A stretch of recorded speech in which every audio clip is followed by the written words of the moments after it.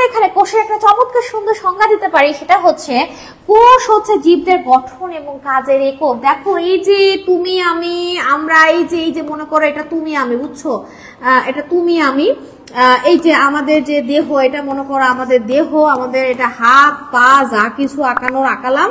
এখন এই যে পুরো যে দেহ, এই দেহটা গঠিত হয়েছে কিন্তু আমাদের কোষ দিয়ে, এবং দেহের প্রত্যেকটা কোষই কিন্তু কি করে বিভিন্ন রকম কাজ সম্পন্ন করে। তাহলে আমরা সহজেই বলতে পারি জীবদের গঠন ও কাজের একক স্বনির্ভর আত্মপ্রজননশীল কোষ। কারো উপর নির্ভরশীল নয় রে ভাই, একা একাই সে কি করে সংখ্যা বৃদ্ধি করতে থাকে, হ্যাঁ, কারো উপর নির্ভরশীল নয়। বৈষম্যভেদ পর্দা দ্বারা পরিবেষ্টিত কোষের যে কোষ ঝিল্লিটা আছে, এই যে কোষ ঝিল্লি, হ্যাঁ, এই কোষ ঝিল্লিতে ছোট ছোট ছোট ছোট কি আছে, ছিদ্র আছে, যেটা হচ্ছে বৈষম্যভেদ। তার মানে এই ছিদ্র দিয়ে প্রয়োজনে পানি যাওয়া আসা করতে পারবে শুধু, এবং খুবই ক্ষুদ্র ক্ষুদ্র কিছু মলিকুল যাওয়া আসা করতে পারবে, আর কিছু না। এটাকে আমরা কি বলছি, বৈষম্যভেদ পর্দা দ্বারা পরিবেষ্টিত নির্দিষ্ট প্রোটোপ্লাজম নিয়ে গঠিত।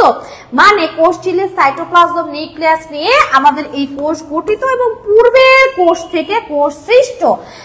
মনে করো এইটা একটা কোষ, প্রথম কোষ জাইগোট, এই কোষটা বারবার বিভাজন করছে, একটা থেকে দুইটা হচ্ছে, আবার বিভাজন করছে, দুইটা থেকে চারটা হচ্ছে।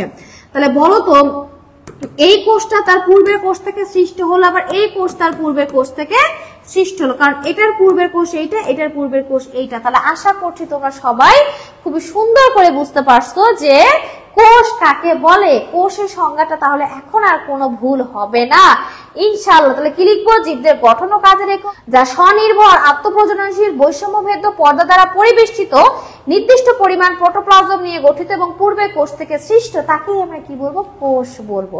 তাহলে এখন আমাকে বলো তো কোষের সংজ্ঞাটা কি মানে তোমাদের ভুল হবে?